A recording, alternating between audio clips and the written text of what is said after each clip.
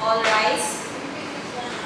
Almighty God, we stand in your holy presence as our supreme judge. We humbly beseech you to bless and inspire us so that we think, say, and do will be in accordance with your will. Enlighten our minds, strengthen our spirit, and fill our hearts with fraternal love, wisdom, and understanding, so that we can become effective channels of truth, justice, and peace. In our proceedings today, guide us in the path of righteousness for the fulfillment of your greater glory. Amen. The court is now in session. Honorable Judge Vivian Arnublado is presiding.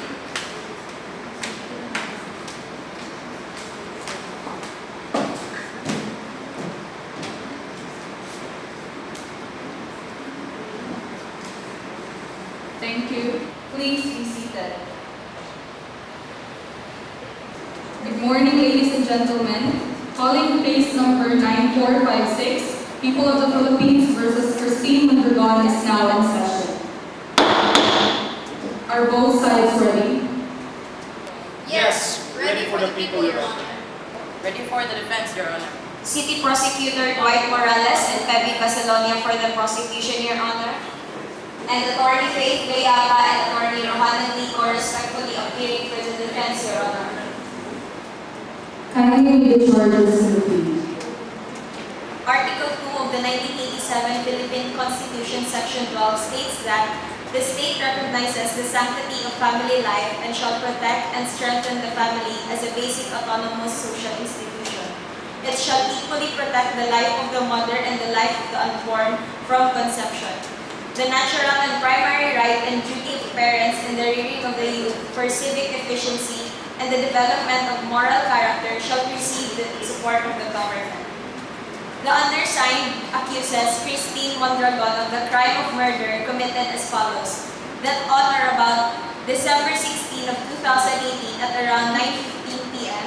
in Barangay Abaldalaya, Iligan City, Lanao del Norte, Philippines, and within the jurisdiction of this honorable court, the above name accused with inhumane act of killing an innocent child inside her womb. The accused conducted and consented abortion which resulted in the death of the child inside her womb, contrary to law.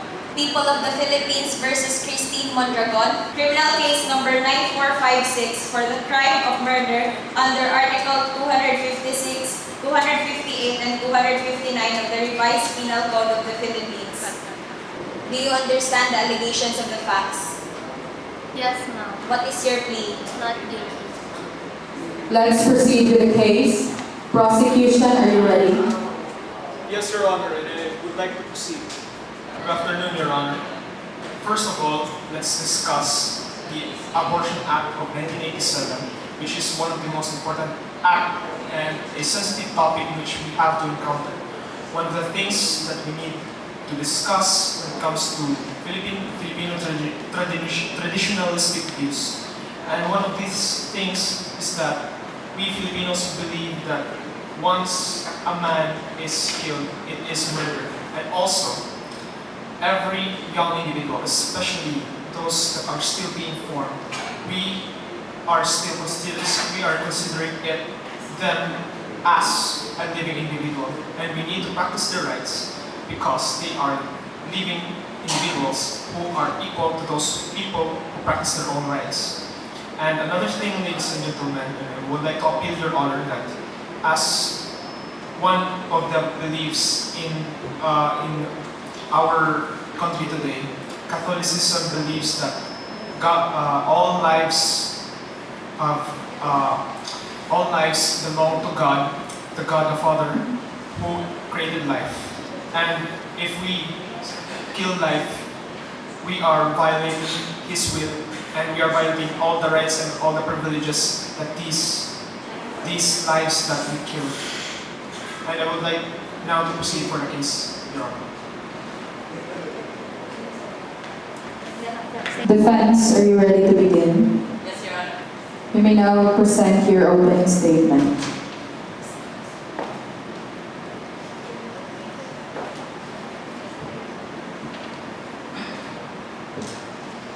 I would like to start by taking everyone through a brief background and history of my client, the accused, the defendant, Ms. Christine Mondragon. All you see is a woman who is charged of abortion. You might have failed to put in mind that Christine is the eldest daughter in a family of 6, and due to their poverty has only finished grade 5 and had to start working small jobs at an early age to survive and help her struggling family. She is a lady of character and virtue, who has never had any sexual activities, not until she was raped last year, when she was only 17 years old, by her own first-degree cousin. How would you expect a poor girl of 18 years old to raise a child in her condition? She has prevented a greater problem than this very thing you have accused her with. Overpopulation is a real problem here in the Philippines, and issues such as this of Miss Mondragon is a much preferred state for herself, the society, and even the unborn child. The fetus was unwanted, even more so if it lived. A lot of orphans and children in severe poverty wish they hadn't lived at all. And furthermore, why are we putting so much effort for an unborn child? The fetus could be a human form and has life, but is it a person? We cannot pinpoint as to how and when that happens, but apparently, Christine Mondragon is a person, and that is more certain than whether or not the aborted fetus is. With that being said, we strongly believe and will defend that Christine Mondragon is not guilty. The prosecution may now call its first witness. Yes, Your Honor, I would like to call on Ms. Rexina Puente.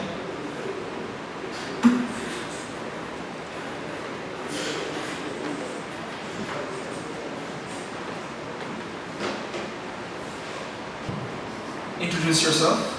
I am Rexy Lavente and I'm a theologist. I study religion and examine human experience of faith and how different people and cultures express it. Do you believe in Catholicism?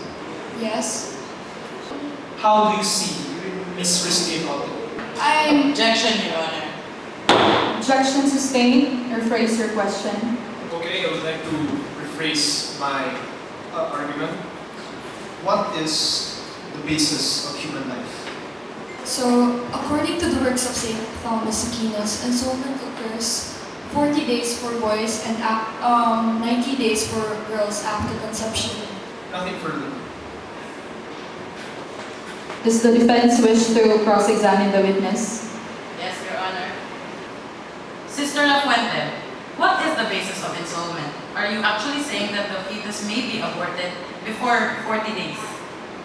Yes, there is no murder before 40 days. But then why should we put a criteria for the fetus?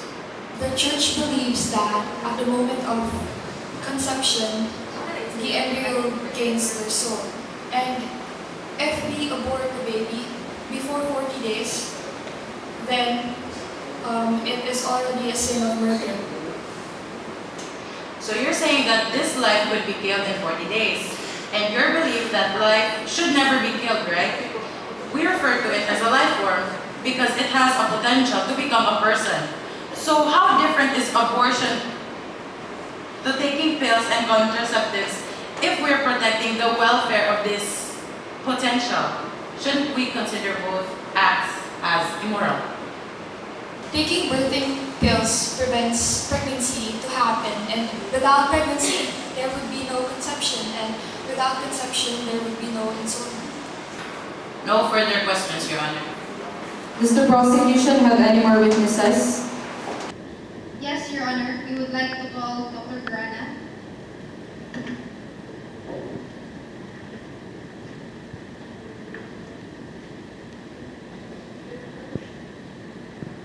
So, good afternoon. State your name. My name is Dr. Chinidisi Grana, and I'm an obstetrician gynecologist. Okay, you're a gynecologist. And when can you say that the baby has life? Well, there's no question at all when human life begins. When you have two sets of chromosomes that get together, you have a complete individual. The same as you and I, but less developed. Okay, so what you're saying is that even before the development of the fetus, there is already life. Yes. Nothing further, Your Honor. Does the defense wish to cross-examine the witness? Yes, Your Honor. Dr. Grana, you say there is a criteria from the beginning of life at the moment of conception and another during the ensoulment, as Sister La Fuente has mentioned earlier. And we can say that we really don't have an absolute answer as to when we consider where we begin calling the fetus a person. It only seems fair to consider that life begins at the moment of birth. So why shouldn't there be a criterion that considers the beginning of a life at the moment of birth? I'm afraid your question goes beyond my expertise. Thank you, Dr. Grana. Yes, Your Honor.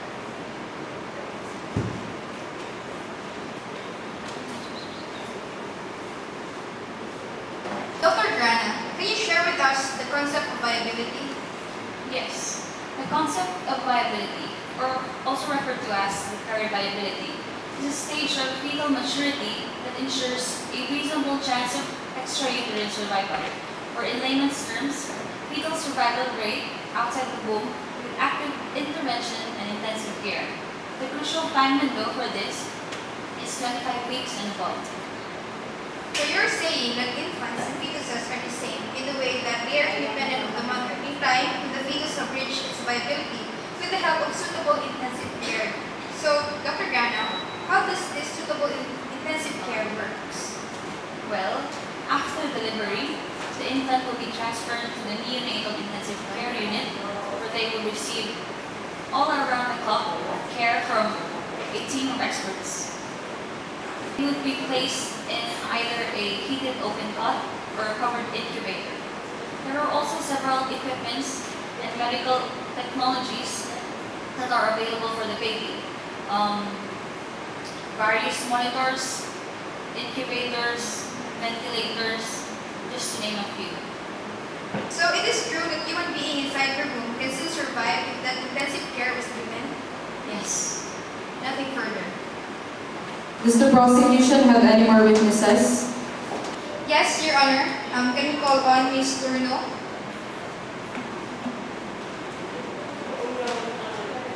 Please state your name and occupation. I am Ever Crystal Turno, and I am a sociologist. Can you define to us what is disability? By definition, disability is a physical, mental, cognitive, or developmental conditions that impairs an individual to partake in any activities. So, Ms. Turno, can we consider fetuses as disabled? As we all know, a baby cannot function in its own, so basically, we can consider it as a disabled one. So, do you think it is rightful to abort a human being thinking it will develop with disability in the future? No. Nothing further, Your Honor. The defense may now call its first witness. We would like to call Dr. Saripada on the stand. When do you consider the fetus as a living being? One of the most inflammatory arguments against abortion is that the fetus can feel pain. This is extremely unlikely to be true. Why? The fetus at the early stages of development lacks the developed nervous system to feel pain or even be aware of its own surroundings. The neuroanatomical apparatus required for pain and for awareness of its own surrounding is not complete until 24 weeks. This is reflected in the paper in the Royal College of Obstetrician and Gynecologists in England. That's all. So if a being cannot feel pain, then it is not considered to be a living being. So what you're trying to say is that the fetus won't be able to feel pain or suffering during the first 25 weeks of pregnancy. So there was no form of torture, any kind of murder that occurred with my client decided to abort the baby, therefore violating the rights of no other human being. Yes. Thank you. Nothing further. Does the defense have any more witnesses? Would like to call Ms. Sexton on the stand. Can we consider babies as disabled people? Yes. So there's a great possibility that the fetus my client was carrying a year ago will turn out to be an infant with disability. Knowing this and knowing that with her family's current financial situation, she wouldn't be able to take good care of it. Can we still say that Christine made the wrong choice? Losing more people like them would only make more problems because they would only be discriminated. So, abortion is a way to ensure that no new individual will suffer the misfortune of having the consequences of being a person with a disability due to the fact that it was wrongfully conceived. Yes. Nothing further, Your Honor. Does the defense have any more witnesses? Would like to call Dr. Rebecca to the stand. So, what are the chances of a woman getting depressed while carrying or having a child that she never asked for? According to the National Women's Study by the National Violence Against Women Research Center, 1/3 or about 31% of all rape victims develop the so-called post-traumatic stress disorder. And in many cases, most rape victims would tend to commit suicide. How much more if they become pregnant and raise that unwanted child? So there is really a big possibility of depression among women who are raped. So, this hatred may lead to child abuse. Definitely yes, just like what I said earlier, the child will probably become a daily reminder of her terrible past that might often lead to maltreatment or abusive behavior towards the child. And if the child grows up in an abusive environment, it will cause complications to their development and will create further crises that may cause them to harm themselves or the people around them.